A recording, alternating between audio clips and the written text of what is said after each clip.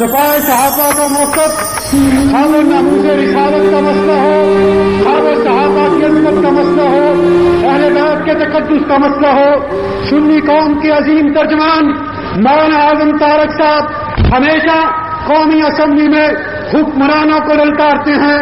آج اسی للکار کو آج اپنی آنکھوں سے دیکھیے گا، اپنے کانوں سے سنیے گا. تشریف لاتے ہیں سنیوں کے وزیر اعظم، سنیوں کے وزیر اعظم، سنیوں کے وزیر اعظم، پاکستان کا وزیر اعظم، پاکستان کا وزیر اعظم.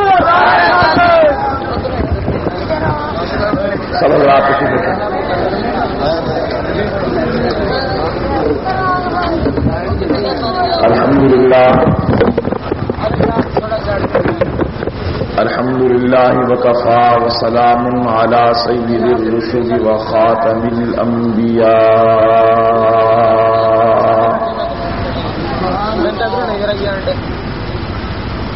وصلی اللہ تعالی علیہ وعلی آلہ واصحابہ خلائق بعد الانبیاء.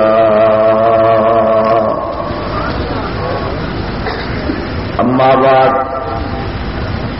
اعوذ باللہ من الشیطان الرجیم، بسم اللہ الرحمن الرحیم.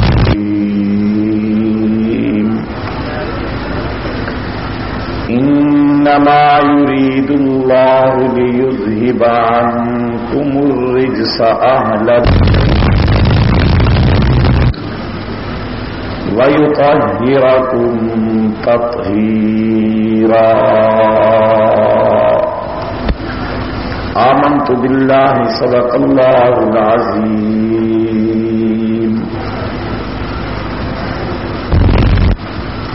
قابل قدر معزز علماء کرام، حاضرین مکرم، بزرگوں، نوجوان ساتھیوں، سپاہ صحابہ، فیصل آباد کے غیور کارکنوں، شان اہل بیت رضی اللہ تعالی عنہم اجمعین کے عنوان پر آج کی عظیم الشان کانفرنس انعقاد پذیر ہے. اس عنوان کو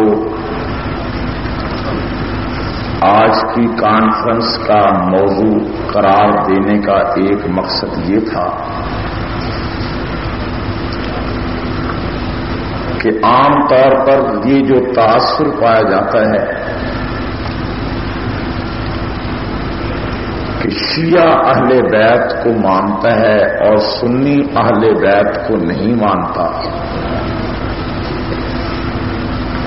اس تاثر کو بھی ظاہر کیا جائے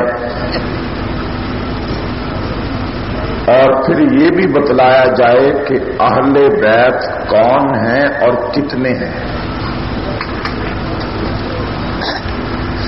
بدقسمتی سے شیعت نے اہل بیت کو 5 افراد تک محدود کر دیا ہے. قرآن پاک کی واضح آیت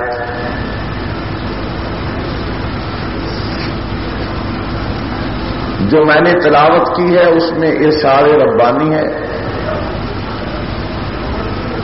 اللہ نے اس بات کا فیصلہ کر لیا ہے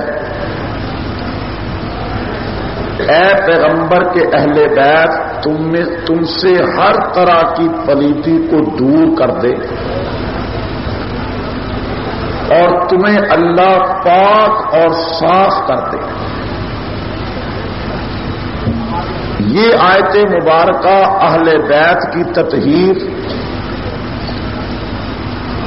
اہل بیت کی ظاہری اور باطنی پاکیزگی پر اتنی بڑی دلیل ہے کہ اس سے بڑھ کر اہل بیت کی عظمت اور شان کو بیان نہیں کیا جا سکتا. اب شیعت نے اس آیت کے مفہوم کو چند افراد پر چسپاں کر کے یہ نعرہ دنیا میں مشہور کیا کہ 5 تن پاک، کہ اس آیت میں اللہ کے فرمان کے مطابق صرف 5 افراد ایسے ہیں جو پاک ہیں.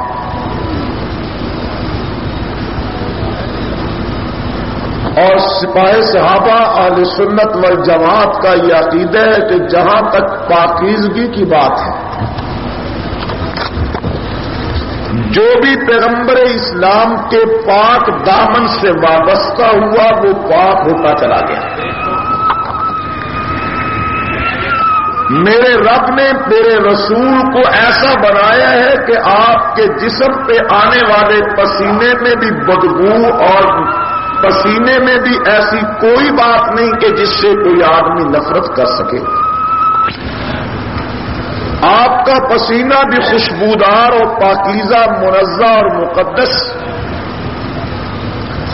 اور آپ کا وجود اتنا پاک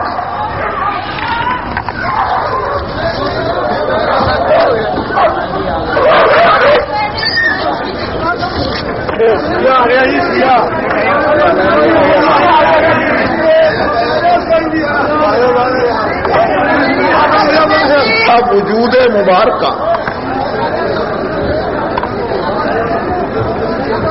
اتنا مقدس، اتنا منزہ اور پاکیزہ خلاق عالم نے تخلیق فرمایا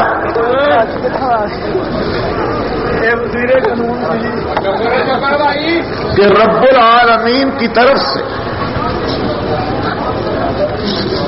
حفاظت کا ایسا اہتمام کیا گیا کہ ایک گندی مکھی بھی پیغمبر کے وجود پہ نہیں بیٹھ سکتی.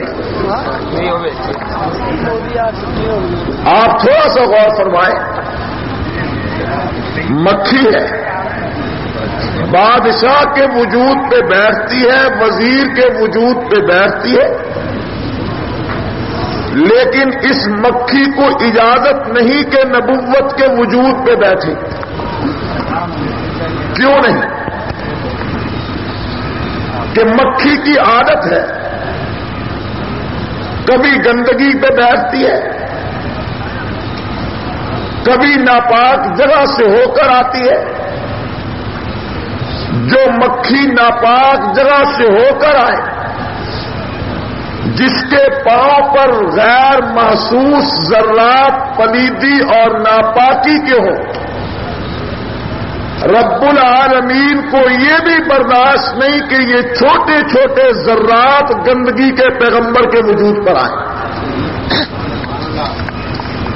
تو دوستو، جو رب اپنے وجود پر گندی مکھی کے پاؤں پہ لگنے والے گندے ذرات کو بھی پیغمبر کے وجود پہ آنے نہیں دیتا، ہم کیسے تسلیم کر لیں کہ اس رب نے ایسے لوگ پیغمبر کو عطا کر دیے، اس رب کی نگرانی کے باوجود ایسی عورتیں پیغمبر کے نکاح میں چلی آئیں، اس رب کی نگرانی کے باوجود پیغمبر کا سر ایسی گود میں چلا گیا، اس رب کی نگرانی کے باوجود نبوت ایسے کندھے پہ سوار ہو گئی جس کندھے کو معاذ اللہ، جس گود کو معاذ اللہ، جس بستر کو معاذ اللہ آج نہ پاک کہا جاتا ہے، پیغمبر کا وجود بھی پاک ہے.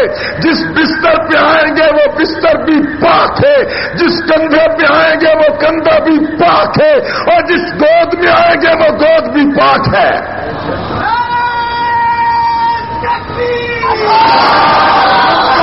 تو میں ایک آپ تھوڑی سی توجہ فرمائیں، نعرے سے ہٹ کر میں ایک بات آپ کے ذہن میں بٹھانا چاہتا ہوں. اہل بیت، صوفی صاحب اپنا غصہ ذرا ٹھنڈا کرو، تقریر وال توجہ دو.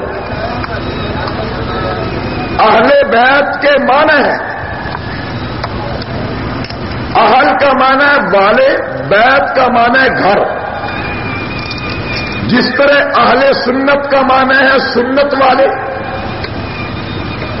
اہل حدیث کا معنی ہے حدیث والے، اہل بیت کا معنی ہے گھر والے، اہل بیت کا معنی ہے گھر والے۔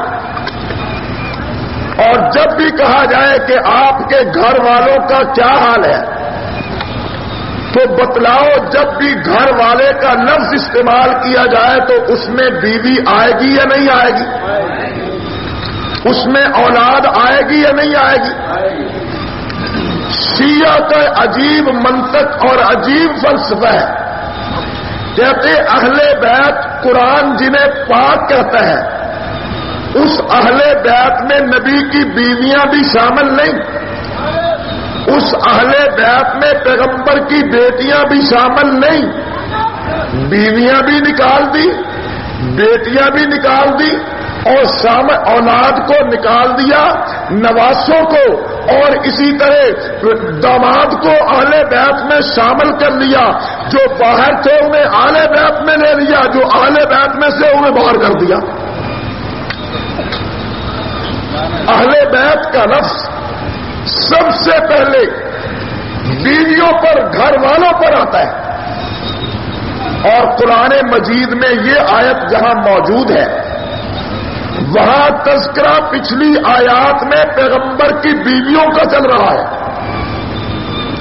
یہ آیت کہ اے نبی کے اہل بیت، اللہ نے فیصلہ کر لیا کہ تمہیں پاک اور صاف کرے، وَيُطَهِّرَكُمْ تَطْهِيرًا، تمہاری ظاہری اور باطنی تطہیر کر دے۔ یہ آیت جہاں آئی ہے وہاں آگے اور پیچھے تذکرہ پیغمبر کی بیویوں کا ہے۔ تذکرہ کس کا ہے؟ قرآن پاک سے ایک دلیل دیتا ہوں، طالب علم حضرات اس کو نوٹ کریں۔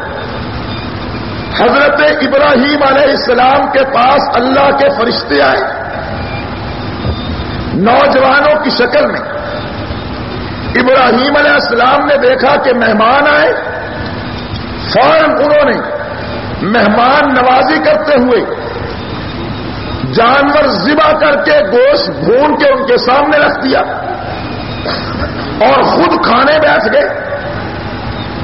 دروازے کی اوٹ سے حضرت ابراہیم علیہ السلام کی گھر والی حضرت سارہ دیکھ رہی تھی کہ ابراہیم علیہ السلام تو کھانے لگ گئے مگر مہمانوں نے کھانے کی طرف ہاتھ نہیں بڑھایا۔ ادھر ابراہیم علیہ السلام کو بھی احساس ہوا تو وہ خوف زدہ ہو گئے کہ یہ دشمن تو نہیں جو میرے ساتھ کھانا نہیں کھا رہے، کیونکہ اصول تھا دشمن کا کہ جس گھر سے کھانا ہے پھر اس کا برا نہیں چاہنا،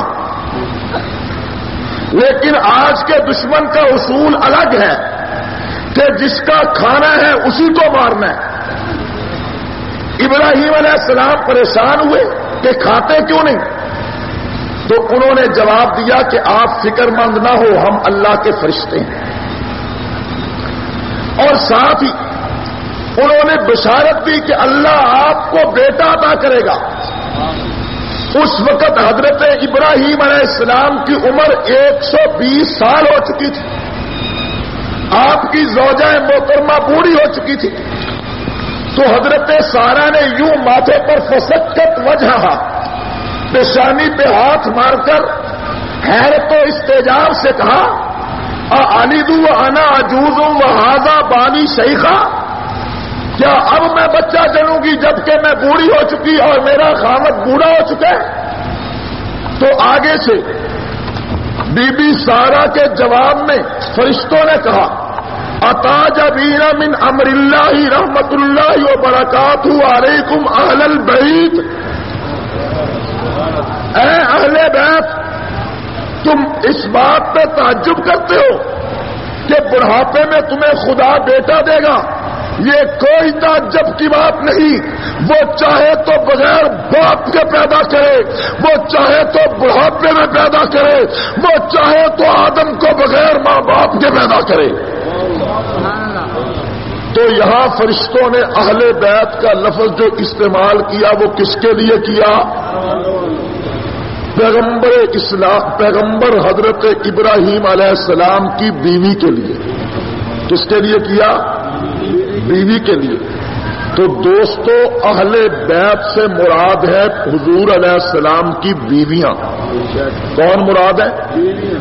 اور یہی وجہ ہے کہ شیعت کے پاس جب کوئی چارہ نہ رہا تو شیعت کے ایک حافظ فرمان گزرے ہیں، نام کے ساتھ حافظ لگا ہے، ورنہ ہمارا چیلنج ہے دنیا شیعت میں تمہیں کوئی بھی قرآن کا حافظ نہیں مل سکتا، کوئی قرآن کا حافظ نہیں. اس نے تفسیر کی ترجمہ فرمان کے نام سے ملتی ہے.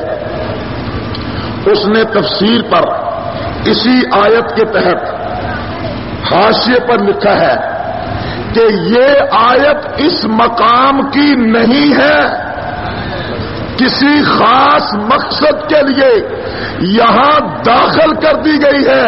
گویا کہ اس آیت کا اور جواب نہ بن پڑا کہ اہل بیت سے مراد ڈائریکٹ پیغمبر کی ازواج ہے، اہل بیت سے مراد وہ یطہرکم تطہیرا سے مراد عائشہ صدیقہ ہے، حفصہ ہے، حضرت صفیہ ہے، حضرت ام حبیبہ ہے، معاویہ کی بہن ہے، ام سلمہ ہے، حضرت خدیجہ ہے.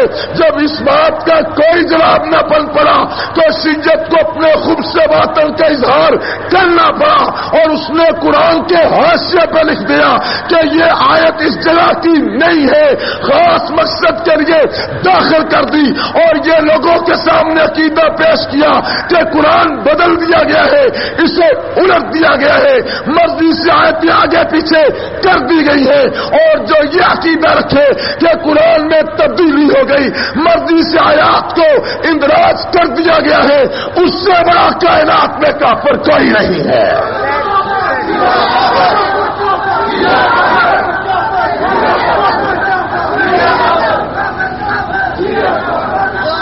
دوستو سب سے پہلے اہل بیت میں پیغمبر کی بیویاں داخل ہیں. کون داخل ہے؟ اس کے بعد اہل بیت میں حضور کی اولاد داخل ہے. پھر اس کے بعد اہل بیت میں حضور کے داماد داخل ہیں. حضور کے جن گھروں میں پیغمبر کی بیٹیاں گئی. ابو العاص حضرت زینب کے شوہر جو دولت ایمان سے مالا مال ہوئے، ان کا کیا جرم ہے کہ انہیں اہل بیت میں شامل نہیں کرتے؟ حضرت عثمان غنی رضی اللہ تعالیٰ عنہ جو 2 مرتبہ پیغمبر کے گھر میں دلہا بن کے آئے، ان کا کیا جرم ہے کہ انہیں اہل بیت میں شامل نہیں کرتے؟ اور پھر اس کے بعد پیغمبر اسلام کے نواسے، حضور کی نواسیاں، یہ بھی اہل بیت میں شامل ہیں. اب حضور کی بیویوں کو شامل کرو تو 5 تن پاک کا نعرہ رہ گیا باقی؟ 5 تن پاک کا معنی ہے 5 تن پاک، اور حضور کی بیویاں بھی جو ہیں وہ 13 تعداد ہے. تم 5 تن پاک کہتے ہو، ہم کہتے ہیں 13 کی 13 بیویاں پاک ہیں، اور پھر تم آگے 5 تن پاک کہتے ہو، ہم کہتے ہیں تینوں کے تینوں داماد پاک ہیں. تم 5 تن پاک کہتے ہو، ہم کہتے ہیں پیغمبر کے نواسے اور نواسیاں سب کے سب پاک ہیں. 5 تن پاک کا نعرہ لگانے والوں یہ بتلاؤ کہ 5 تن میں حسن و حسین، فاطمہ، علی اور پیغمبر کی ذات کو تو داخل کر لیا ہے، علی کی بیٹی زینب کا، فاطمہ کی بیٹی ام کلثوم کا کیا قصور تھا کہ انہیں اہل بیت میں داخل نہیں کیا گیا؟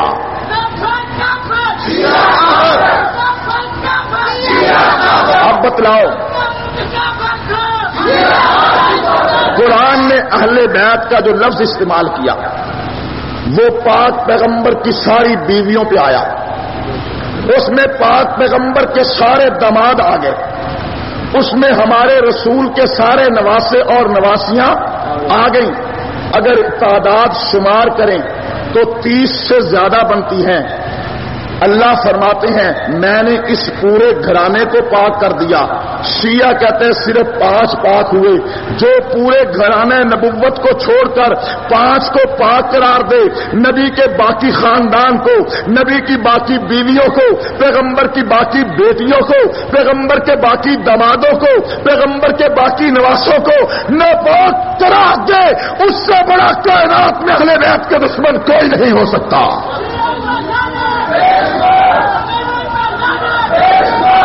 آج سے یہ بات ذہن میں لے کر جاؤ کہ شیعہ اہل بیت کا دشمن ہے. شیعہ اہل بیت کا کیوں؟ اس سے پوچھو اہل بیت کون؟ کہہ گئے 5 تن کا. شیعہ کی گنتی 5 سے نہیں بڑھتی، جبکہ اہل بیت کی گنتی کرو. پیغمبر کی 13 بیویاں، پیغمبر کے 3 داماد، پیغمبر اسلام کی 4 بیٹیاں، پھر پیغمبر اسلام کی بیٹیوں کی اولاد، آپ یہ سارے شامل کریں گے تعداد 30 سے بڑھ جائے گی. اللہ فرمائے میں ان 30 افراد کو میں نے پاک کر دیا ہے، میں نے ان کی ہر طرح سے تطہیر کر دی ہے.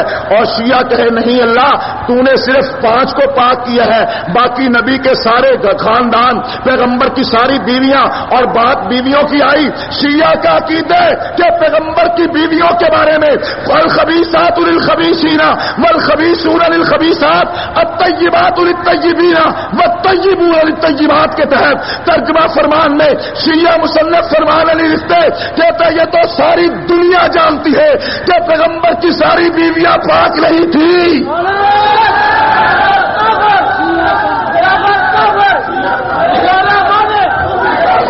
قرآن پاک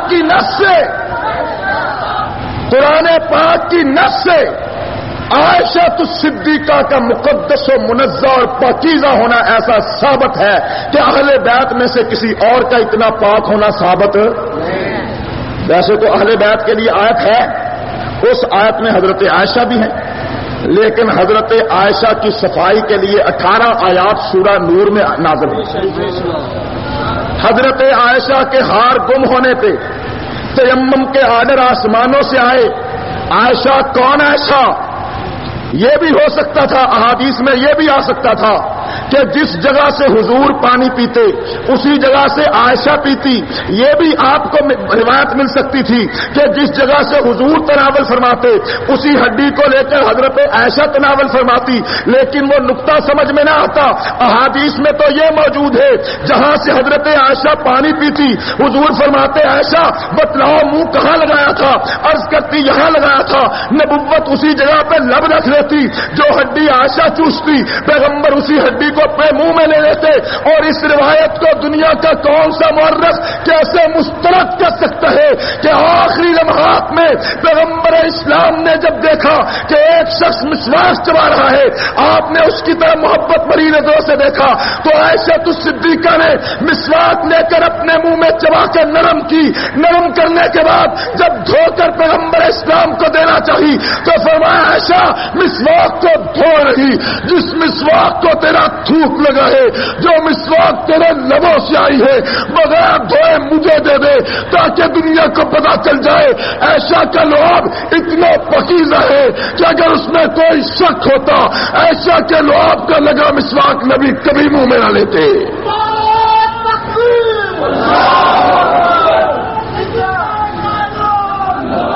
دوستو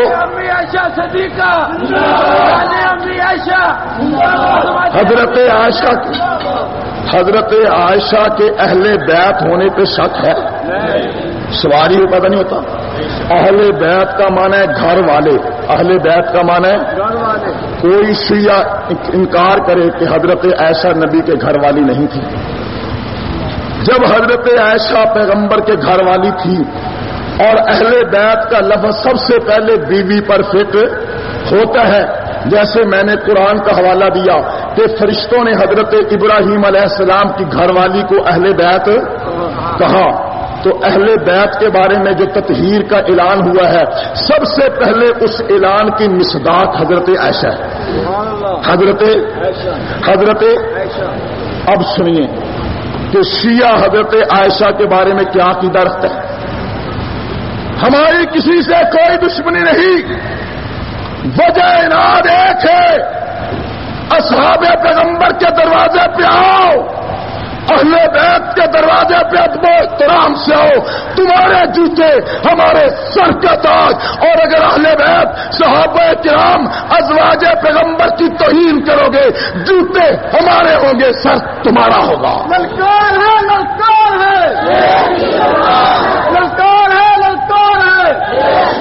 اور یہ بات بھی عرض کرنا چاہتا ہوں، اہل بیت کے اوپر حملہ کرنے کی نیت سے تم کسی بھی مقدس شخص کو لاؤ گے، کسی جھوٹے اور فرضی امام کو لاؤ گے، کسی کو تقدس محاب شرافت محاب کے جبے کبے پہنا کر لاؤ گے، یاد رکھو ہم اسے معاف نہیں کریں گے، ہم اسے معاف، چاہے انہوں امام مہدی بنا کے لے آؤ، چاہے اسے کسی اور نام سے لے کر آؤ، جو یہ کہے کہ ہمارا مہدی جو 1200 سال سے گواہ غار میں چھپا بیٹھا ہے، وہ چھوٹی سی غار کہ جس میں سے بلی بھی نہیں نکل سکتی، 1200 سال ہو گئے، لوگ کہتے ہیں یہاں سے جعلی امام نے نکلنا، میرا جرم اور قصور کیا ہے؟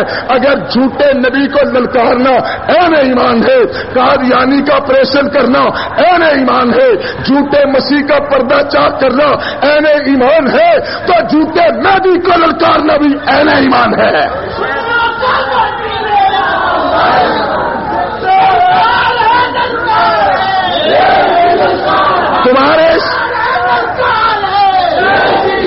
تمہاری اس گمشدہ متاع سے ہمیں کوئی تکلیف نہیں تھی، تمہاری اس چہیتی شخصیت سے جو چھپی بیٹھی ہے، غار میں بیٹھی ہے، ہمیں کیا؟ ہماری طرف سے کروڑ سال اور بٹھائے رکھو، ہمیں کیا؟ لیکن جب کسی نے یہ کہا یہ تقدس مآب، یہ شرافت مآب، یہ عزت مآب، یہ حجت اللہ، یہ صاحب الاثر، یہ قائم آل محمد، یہ حضور جب تشریف لائیں گے تو عائشہ صدیقہ کو قبر سے نکال کے کوڑے لگائیں گے، جب اسے یہ کام سونپا تو میں نے کہا اس جھوٹے مہدی کا اور ہمارا مقابلہ ہے، تم فیصلہ باد کی بات کرتے ہو، رب کے فضل سے اب تو قومی اسمبلی میں بھی ایک شیعہ نے کہا کہ تم نے ہمارے امام کے بارے میں سخت لہجہ اختیار کیے، تو میں نے کہا ہاں، میں نے فرضی اور جھوٹے امام کو للکارا ہے، جھوٹے مہدی کو چیلنج کیا ہے، اگر کوئی کہتے ہمارا مہدی نبی کا روزہ توڑے گا، سنو میں اسمبلی میں کہتا ہوں میں اس کی ٹانگیں توڑوں گا، اگر کوئی کہتا ہے وہ شیخین کو سولی پہ لٹکائے گا میں اس کو باس پر چڑھاؤں گا، اگر کوئی کہتا ہے عائشہ کے وجود پر یہ جعلی مہدی توڑے مارے گا، میں اسے کہنا چاہتا ہوں میں اس کے منہ میں پیشاب کروں گا۔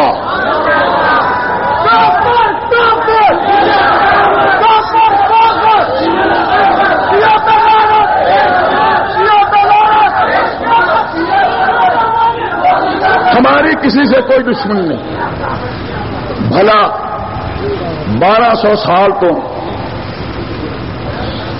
پہاڑ دے سوراخ چ لکے ہوئے مہدی نال ساڈا کوئی جھگڑا ہے؟ سانوں کی اسی تک ہوں گے شاباش ہو لکا رہے، لیکن جھگڑا کب ہوا؟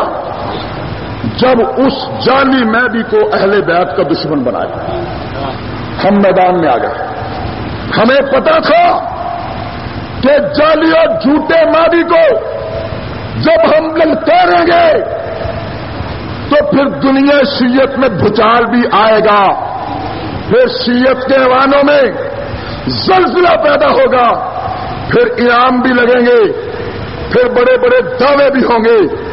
ازلی بے غیرت اور بزدل قوم، تم مسجدوں میں جا کر بم مارتے ہو، تم پیچھے سے آ کے فائرنگ کرتے ہو، تم مجھے مہینے سے چیلنج کر چکے ہو، آؤ کسی میدان میں چلے آؤ، کسی روڈ پہ چلے آؤ، میں نے تمہارے جھوٹے مہدی کے پردے چاک کیے ہیں، تم چاہتے ہو اگر تم واقعی جھوٹے کے ماننے والے ہو کسی میدان میں مقابلہ کر لو، پتہ چل جائے گا سچوں کا ماننے والا کون ہے، جھوٹے کا ماننے والا کون ہے۔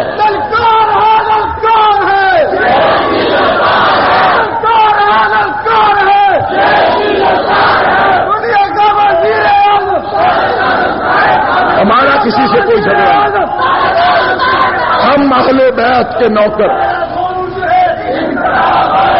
ہم در اہل بیت کے محافظ، ہم اہل بیت رسول کے غلام، ہم اہل بیت پیغمبر کے خادم۔ جو بری نظر پیغمبر کے اہل بیت کی طرف اٹھے گی ہم وہ آنکھیں نکال لیں گے، مگر اس نظر کو واپس جانے، اور اہل بیت میں داخل ہے میرا علی شیر خدا۔ حضرت علی المرتضیٰ کے بارے میں عرض کرنا چاہتا ہوں، شیعو تم نے علی المرتضیٰ کے بارے میں کیا تصور پیش کر رکھا ہے؟ ایک تصور شیعت کا ہے، ایک تصور اہل سنت کا ہے۔ اہل سنت کا تصور یہ ہے علی المرتضی شیر خدا ہیں، صاحب ذوالفقار ہیں، فاتح خیبر ہیں، حق دوئی میں آپ کا کوئی ثانی نہیں ہے۔ جس میدان میں پیغمبر کے برادر فاطمہ کے شوہر اتر آتے تھے، دنیا کی کوئی طاقت برادر پیغمبر شوہر فاطمہ کے مقابلے میں نہیں ٹھہرتی تھی۔ اور شیعت نے کیا کہا؟ کہنے لگے ہے تو شیر خدا، پر جدوں حضور دنیا تو پردہ فرما گئے، قرآن بدل گیا پر علی نہیں بولے۔ قرآن بدل گیا، حضرت علی نے احتجاج بھی نہیں کیا، شریعت بدل گئی، حضرت علی نے تلوار نہیں اٹھائی، لوگ مرتد ہو گئے۔ مرتد ہونے والوں نے ارتداد کا راستہ اختیار کرنے والے معاذ اللہ حضرت ابو بکر صدیق کو مسلح امامت پہ کھڑا کر دیا۔ حضرت علی نے مرتد کو مرتد بھی سمجھا، دائرہ اسلام سے خارج بھی سمجھا، مگر جہاد نہیں کیا، انکار نہیں کیا، احتجاج نہیں کیا، بلکہ اللہ اکبر کہہ کے ابو بکر کے پیچھے مجبوری سے کھڑے ہو گئے۔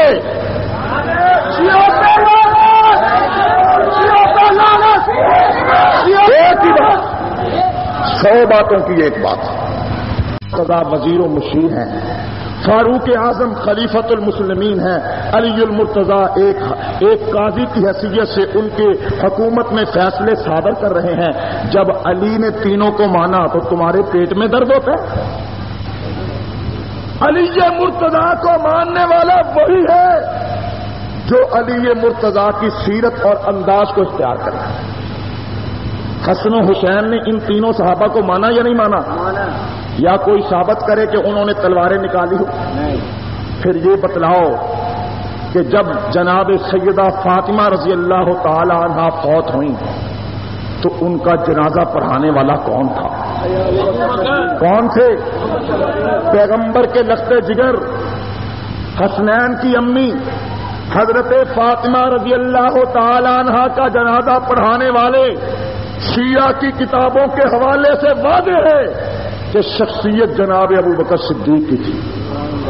پھر یہ بتلاؤ حسنین کی بہن فاطمۃ الزہرا کی بیٹی حضرت علی رضی اللہ تعالی عنہ کی دختر نیک اختر پاک پیغمبر کی نواسی ام کلثوم کا نکاح کس کے ساتھ ہوا تھا؟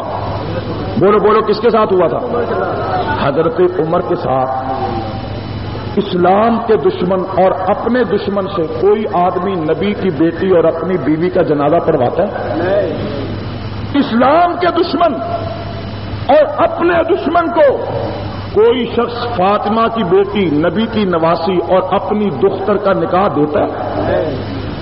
جبکہ حضرت فاطمہ کی بیٹی کا نکاح حضرت عمر سے ہوا، شیعہ کی درجنوں کتابوں میں ثابت ہے۔ حضرت فاطمہ کا جنازہ صدیق اکبر کا پڑھانا شیعہ کی درجنوں کتابوں میں ثابت ہے۔ اور شیعہ کی کتاب نہج البلاغہ کو اٹھاؤ، تمہیں ایک ایک خطبہ میں حضرت علی ان تینوں صحابہ کی تعریف کرتے ہوئے ملیں گے۔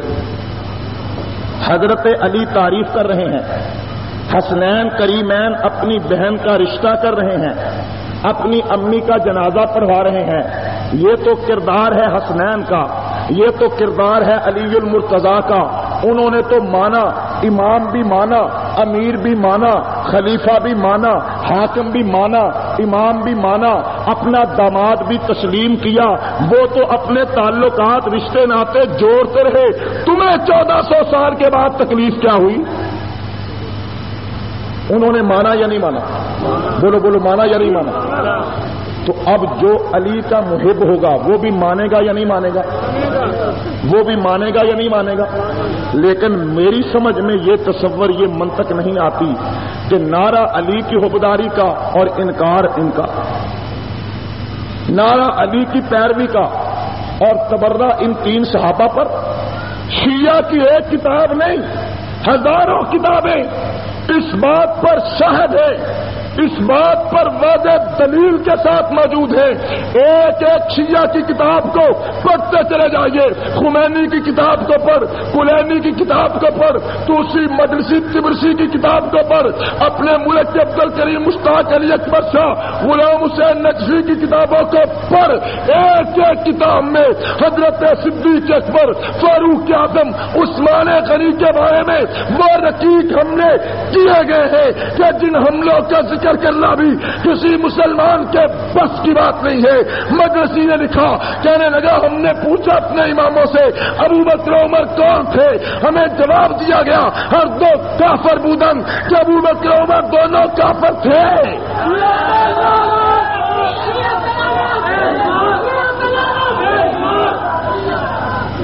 پھر اسی پر بس نہیں, بلکہ مجلسی ملعون نے لکھا کہ ہمارے اماموں نے ہمیں کہا ہے ہر کے ایشاں رات دوست دارد کافر شود. جو حضرت ابو بکر عمر کو دوست رکھے وہ بھی بولو وہ بھی کافر ہے, ان کے نزدیک وہ بھی.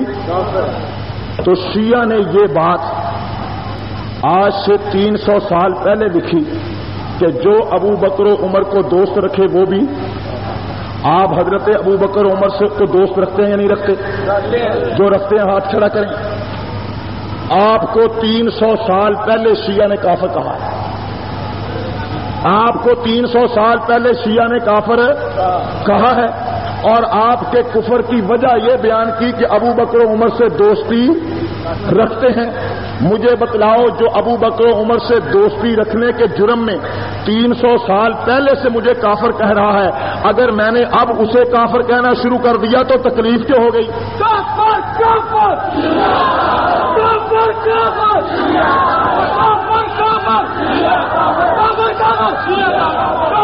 یہ تو بات پرانی تھی. ایران کے فرعون, ایران میں کفر کا انقلاب برپا کرنے والے, لعنت اللہ کے تمغے سے فیضیاب ہونے والا خمینی لکھتے کہتے حضرت عمر اصلی کافر اور اصلی زندگی تھے.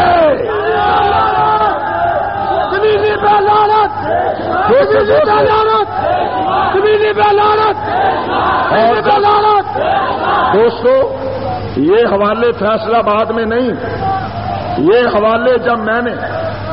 حوالے جب موجودہ صدر, سابقہ صدر, موجودہ وزیر اعظم صاحبہ اور سابق وزیر اعظم کے سامنے ہم نے یہ حوالے پیش کیے, اور ساتھ ہم نے یہ کہا یہ کتاب انڈیا نے شائع, امریکہ نے شائع, پاکستان نے شائع, یہ کتاب ایران نے شائع کی ہے. ایران کا سفارت خانہ تقسیم کر رہا ہے. ابھی منگواؤ. کتابیں منگوائی گئیں. کتاب بھیجنے والا ایران کا سفارت خانہ, چھاپنے والا ایران کا پریس, لکھنے والا خمینی. لکھنے والا کتاب کے صفحہ 119 صفحہ کشف اسرار کو کھولا گیا, اس میں یہ عبارت موجود تھی. ہم نے کہا اب بتلاؤ, خمینی نے فاروق اعظم کو اصلی کافر اور زندیق لکھا, تم پھر بھی اسے کہتے ہو کہ حجت اللہ ہے, تم پھر بھی اسے کہتے ہو اسلام کا لیڈر ہے, پھر تم بھی اسے کہتے ہو اسلامی انقلاب کا علمبردار ہے. وہ فاروق اعظم کو کافر کہے تو اسلام کا ہیرو بنے, ہم خمینی کو کافر کہیں تو دہشت گرد کہیں بنے. سنو, جو فاروق اعظم کو مومن نہیں مانتا میں اس کو مومن نہیں مانتا. دوستو, فیصلہ آباد کے غیور مسلمانوں, آخری بات عرض کر,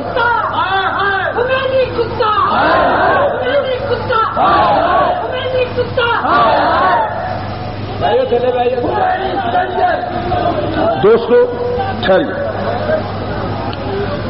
میں آج فیصلہ آباد کے اتنے بڑے اجتماع میں کچھ ایسے لوگ ہوں گے جو پہلی مرتبہ آئے ہوں گے, جو پہلی مرتبہ ہمارے جلسے میں حاضر ہوں گے. انتظامیہ کے لوگ, ہمارے پولیس کے بھائی, ہمارے سرکاری غیر سرکاری تاجر دکاندار مزدور بڑے ایسے ہوں گے جو پہلی مرتبہ ہم سے سن رہے ہوں گے. آپ کو معلوم ہونا چاہیے ہم کیا کر رہے ہیں. ایران کے انقلاب کے بعد خمینی کی کتابیں, شیعہ کی سینکڑوں کتابیں ایران کے پریس پر ایران کی سرکاری دولت سے شائع ہو کر پوری دنیا میں اسلام کے نام پر 14 زبانوں میں تقسیم ہو رہی ہیں. کتنی زبانوں میں اور کس نام پر تقسیم ہو رہی ہیں؟ اسلام کے نام پر. کس نام پر تقسیم ہو رہی ہیں؟ تو ایران کے سرکاری پریس پر حکومت کے پیسے سے 14 زبانوں میں جو لٹریچر اسلام کے نام پہ تقسیم ہو رہا ہے، میرا چیلنج ہے آپ اس لٹریچر کو پڑھیں. اس کے ایک ایک ورقے پر، ایک ایک صفحے پر، ایک ایک سطر میں صحابہ کرام پر کفر کے فتوے لگائے گئے ہیں. صحابہ کرام کے بارے میں یہ کہا گیا، خمینی نے مرنے سے چند روز پہلے جو وصیت نامہ لکھا اس کے صفحہ 33 پر لکھتا ہے کہ میں پوری جرأت سے یہ دعویٰ کرتا ہوں کہ ایران کی قوم اور اس کے لاکھوں عوام رسول اللہ کے صحابہ سے بہتر ہیں.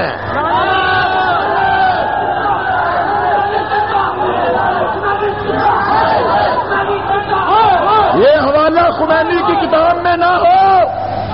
فیصلہ آباد کے لوگوں، گولی تمہاری سینہ ہمارا. خمینی کی دوسری کتاب حکومت اسلامیہ میں لکھا ہے کہ ابو ہریرہ جھوٹا انسان تھا، پیسے لے کے جھوٹی حدیثیں بناتا تھا. اس نے اپنی کتاب کشف اسرار میں حضرت خالد بن ولید کو، مسلمانوں ہم یہ حوالے تمہیں کبھی نہ بتلاتے، لیکن نقل کفر کفر نباشت کے اصول کے مطابق تمہاری غیرت کو جھنجھوڑنے کے لیے، تمہارے اوپر حقائق کا پردہ چاک کرنے کے لیے اور تمہیں اس بات کا احساس دلانے کے لیے کہ کفر اسلام کے نام پر کتنی تیزی سے پھیل رہا ہے، کفر اسلام کے نام پر دنیا کو کس انداز میں دھوکہ دے رہا ہے، تمہاری غیرت کو جگانے کے لیے یہ حوالے بیان کرتے ہیں کہ کشف اسرار میں خمینی نے کہا کہ خالد بن ولید دن کو مسلمانوں کو قتل کرتا تھا اور رات کو ان کی بیویوں سے بدکاری کرتا تھا. مجھے بتلاؤ مسلمانوں جب یہ کتابیں اسلام کے نام پر دنیا میں جا رہی ہیں، لوگ خمینی کو اسلام کا ہیرو سمجھتے ہیں، ایران کے انقلاب کو اسلام کا انقلاب سمجھتے ہیں. اب پوری دنیا کے لوگ جب یہ کتابیں پڑھیں گے اور پڑھ رہے ہیں، کالج کے اسٹوڈنٹ، پڑھے لکھے لوگ، مطالعے کے شوق رکھنے والے لوگ، ایران کے انقلاب سے متاثر، خمینی کی شخصیت کے انداز سے متاثر لوگ جب یہ کتابیں پڑھیں گے، خمینی کی کتاب کو پڑھ کر لوگ کہیں گے کہ خمینی اسلام کا ہیرو ہے، اور اس کی کتاب کو پڑھ کر حضرت ابو بکر و عمر کو کافر سمجھیں گے. آج نہیں، ہم برطانیہ میں گئے، اس سے ہٹ کر افریقہ میں جائیے، یورپ میں جائیے، امریکہ میں جائیے، ایشیا میں جائیے، انڈیا میں جائیے، چائنا میں جائیے، جہاں جہاں خمینی کا لٹریچر پہنچ گیا ہے، لوگ خمینی کے لٹریچر کو پڑھ کر صحابہ کو کافر سمجھنے پہ مجبور ہیں، اور وہ اسے اسلام سمجھتے ہیں، اور وہ اسے اسلام. مجھے بتلاؤ کہ اسلام کے نام پر جو یہ کفر بڑھ رہا ہے، اس کا راستہ روکنا ہم پہ لازم ہے یا نہیں ہے؟ یہ کوئی چھوٹا کام ہے؟ یہ کوئی معمولی کام ہے؟ اگر یہ فتنہ صرف پاکستان کی گلیوں میں ہوتا، یہ فتنہ صرف فیصلہ آباد کی گلیوں تک محدود ہوتا، ہم اشتعال میں آتے، ہم سختی میں آتے. آپ کہتے مولوی صاحب چھوٹا سا فتنہ ہے، اتنے غصے میں آنے کی کیا دیر ہے، ضرورت ہے، چھوٹی سی بات ہے، آپے سے باہر ہونے کی کیا وجہ ہے. لیکن مسلمانوں، آج یہ فتنہ پوری دنیا میں پھیل رہا ہے، اور اس کی پشت پر ایران کے ڈالر ہے، اس کی پشت پر شام کا پیسہ ہے، اس کی پشت پر لبنان کی دولت ہے، اس کی پشت پر کویت کا شیعہ ہے، اس کا اعلی کار پاکستان کا شیعہ ہے، اس کا اعلی کار ہندوستان کا شیعہ ہے. جب کفر اتنی تیزی سے پھیل رہا ہو، اصحاب رسول کو بدنام کرنے کے لیے اتنی تیزی سے کام ہو رہا ہو، تو بتلاؤ کچھ تمہاری بھی ذمہ داری ہے یا نہیں ہے؟ آپ اس کفر کا مقابلہ کرنا چاہتے ہیں؟ مجھے بتلاؤ اس کفر کا راستہ روکتے ہوئے اگر کوئی مر جائے وہ شہید ہے یا نہیں ہے؟ کوئی معمولی کام ہے؟ معمولی کام نہیں. پوری دنیا کے اب کچھ لوگ کہتے ہیں جی کافر کہتے ہیں، یہ بھی کوئی کام ہے. اور ہم سے پوچھتے ہیں تسی کنے مسلمان بنائے، یہ انداز ہے. جس پیسہ بارے کافر تو سارے نو بنایا، مسلمان کنے بنائے؟ سنو، ہم کسی کو کافر نہیں بناتے، ہم کسی کو کافر، صحابہ کا بغض رکھ کے کافر وہ خود ہوتا ہے، ہم اس کا کفر بتاتے ہیں۔ ہم کسی کو کافر بناتے نہیں، کافر کا کفر بتاتے ہیں۔ ہم کسی کو اندھا بناتے نہیں، اندھے کا اندھا پن بتاتے ہیں، اندھے کا اندھا پن بتاتے ہیں۔ ہم کسی کو جھوٹا بناتے نہیں، جھوٹے کا جھوٹا پن بتاتے ہیں کہ فلاں آدمی جھوٹا ہے، خیال رکھنا۔ یہ نہیں کہتے کہ فلاں کو ہم نے جھوٹا بنا دیا۔ تو میں عرض کر رہا تھا، لوگ کہتے ہیں کتنے مسلمان بنائے، ٹھیک ہے، ہم نے زیادہ مسلمان نہیں بنائے، لیکن ہم نے کیا کیا؟ سیلاب آ رہا ہے، طوفان آ رہا ہے، اس سیلاب کے راستے میں جو شہر آئے اجڑ گئے، جو مکان آئے مسمار ہو گئے، جو آبادیاں آئی گر گئیں، سیلاب آ رہا ہے، شہر تباہ، دیہات تباہ، ویرانے میں تبدیل ہو گئے۔ ایک جماعت اٹھی، اس نے نئے مکان بنا دیے کہ جن کے مکان ٹوٹ گئے نئے مکانوں میں آ جائیں۔ اس نے ایک بستی بسا دی، ایک شہر بنا دیا، نیا شہر بسا دیا۔ بے شک اس جماعت نے بڑا کام کیا، بے شک اس جماعت نے بڑا کام کیا، لیکن نوجوانوں کا ایک گروہ اٹھا، اس نے کہا اس سیلاب کا رخ کیوں نہیں موڑ دیتے؟ جو سیلاب آبادیوں کو تباہ کر رہا ہے، لوگوں کو غرق کر رہا ہے، مکانوں کو مسمار کر رہا ہے، اس سیلاب کے راستے میں بند کیوں نہیں باندھ دیتے؟ یہ جماعت اٹھتی ہے، سیلاب کا رخ موڑ دیتی ہے، سد سکندری حائل کر دیتی ہے، پہاڑوں کی طرح اس کے راستے میں رکاوٹیں کھڑے کر دیتی ہے۔ یقیناً جس نے شہر نیا بنایا اس نے بھی بڑا کام کیا، اور جس نے سیلاب کا رخ موڑ کے بند باندھ کے ہزاروں شہر بچائے اس نے اس سے بھی بڑا کام کیا، اس نے اس سے بھی بڑا کام کیا۔ جس نے 100 200 1000 مسلمان بنائے اس نے بھی بڑا کام کیا، اس نے بھی بڑا کام۔ سپاہی صحابہ نے لاکھوں کے ایمان بچائے، اس نے بھی بڑا کام کیا۔ ہم نے لاکھوں کے ایمان بچائے۔ ایران کا جہاں جہاں لٹریچر گیا، لوگ لٹریچر کو پڑھ کر صحابہ سے ہٹ گئے تھے، لوگ لٹریچر کو پڑھ کر صحابہ سے دور ہونے لگے تھے۔ ہم نے لٹریچر لکھنے والوں کا تعاقب کیا، صحابہ کی محبت کا پیغام پھیلایا، دشمنان صحابہ کے چہرے سے پردہ اٹھایا، ان کی شرعی اور عینی حیثیت کو اجاگر کیا، انہیں بتلایا جو نبی کے صحابہ کا نہیں ہے وہ نبی کا نہیں ہے، جو نبی کا نہیں ہے وہ خدا کا نہیں ہے، جو خدا کا نہیں ہے وہ دونوں جہانوں میں کسی چیز کا نہیں ہے، جو خدا پہ ایمان رکھے گا وہ نبی پہ ایمان رکھے گا، جو نبی پہ ایمان رکھے گا اہل بیت پہ ایمان رکھے گا، جو نبی پہ ایمان رکھے گا صحابہ پہ ایمان رکھے گا، جس کا نبی پہ ایمان ہے اس کا صحابہ پہ ایمان ہے، جس کا صحابہ پہ ایمان نہیں اس کا نبی پہ ایمان نہیں۔ دوستو، اس راستے میں ہمارے پاس پیسہ نہیں تھا، ہمارے پاس ایران کے مقابلے میں پیسہ نہیں تھا، ہمارے